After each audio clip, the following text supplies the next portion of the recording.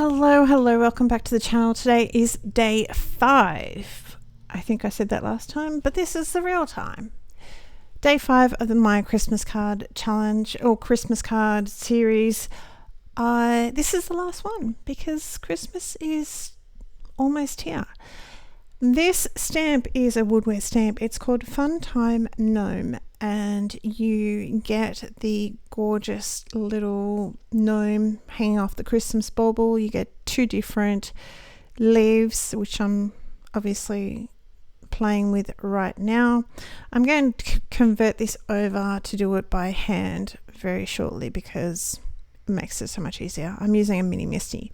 I have masked the image with Eclipse masking paper because you're going to see right here that I am going to stamp all this fern greenery over the top of my image because I thought he just needed something a little bit different.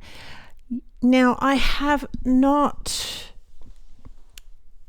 extended my string, my twine, my ribbon, whatever you're going to call it, above my leaves. And I'm alright with that because I'm going to do something later on and you and I are going to know about it, but I don't think anyone's going to really pay attention.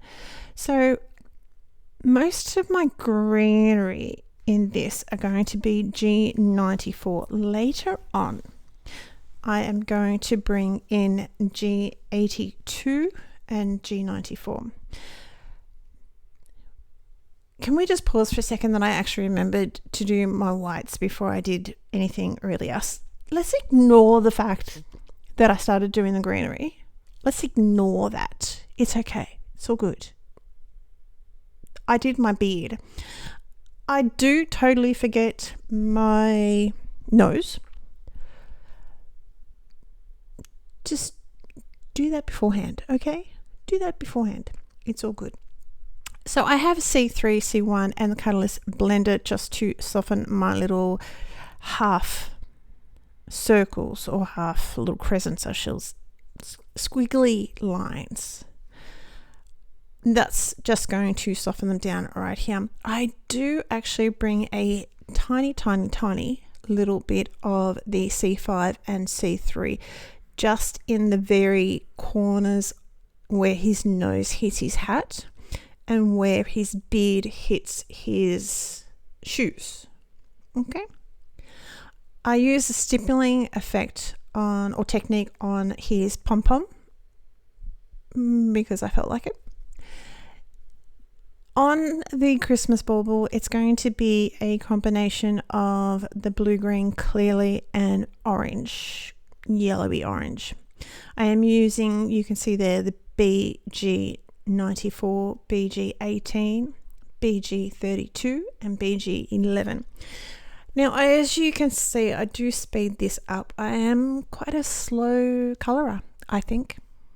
And I'm aware of your time. So if you would like to slow it down, there is a little clog in YouTube where you can slow everything down and see exactly what I'm doing and how I'm doing it a little bit more clearly.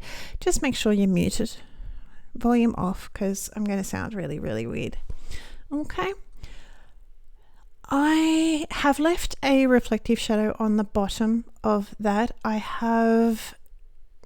It's going to give it more of a look that the top part straight above this greenery is on top of it, but I have put a little bit of darkness just as that part. That's going to be orangey yellow. Okay, let's just say that. That's going to give that area a feeling like it's a bit more dimensional. It's only a little bit. You can do it. You can leave it. Totally up to you. As the bauble goes down, I've coloured in a little bit of the sides as well and make sure my front is a centre highlight. This piece here, again, it's going to give it a look that it is something that's sitting on top of the Christmas bauble and not actually flush against it. It's going to give it a little bit more dimension. I like that for a bit of interest, but you can leave it out. That's fine. I have put a little bit of reflective shadow, which means that underneath his feet, I did not put the darkest color up against his feet.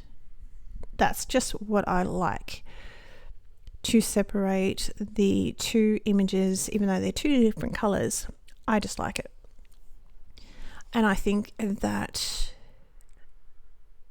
it's going to just set it out a little bit more. His hat, as you can see, are going to be the same color. I love this hat because there's a lot of room to play with the folds of the hat. So on the top there, it dips down. So I've included a little line just there. And I have extended some of the lines down the bottom of the hat, but I've also added a couple there. You can do whatever you want, obviously, but I think that it gives it a little bit more fun. And I've also, on the right hand side where the tip of the hat falls across or falls to the right, it gives it a little bit of fun. This is where I realized that I failed in my attempt to do the lighter color things first, although I did white. So I need credit for that. And oh my gosh, who was it? I did it once before, and someone actually, I think it was Trish, but I can't quite remember. She's like, well done. I forget it too.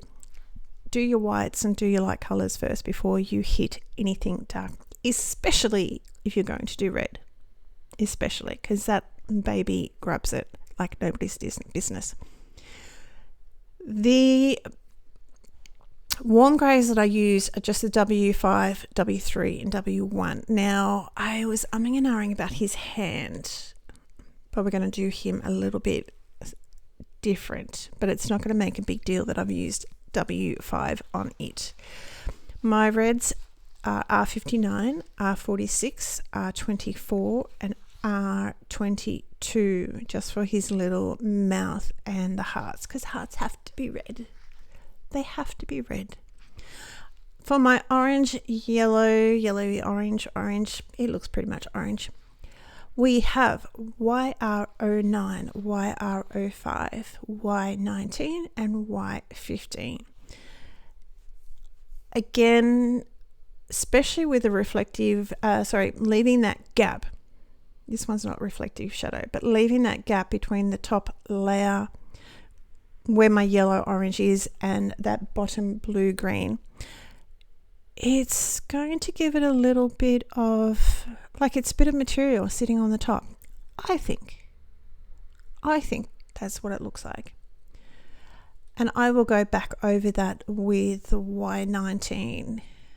So nothing too dark. That is going to hide the fact that we want that little bit of dimension. So I pick a medium color. I don't really tend to go my lightest, but the second lightest. Same sort of colors up here on the top. The left hand side I'm only going to a Y19. The right is going fully to the Y15. And then we're using the same blue green combination for the center piece. His shoes, I didn't want anything quite so stark as black, so we've got C9, C7, C5 and C3.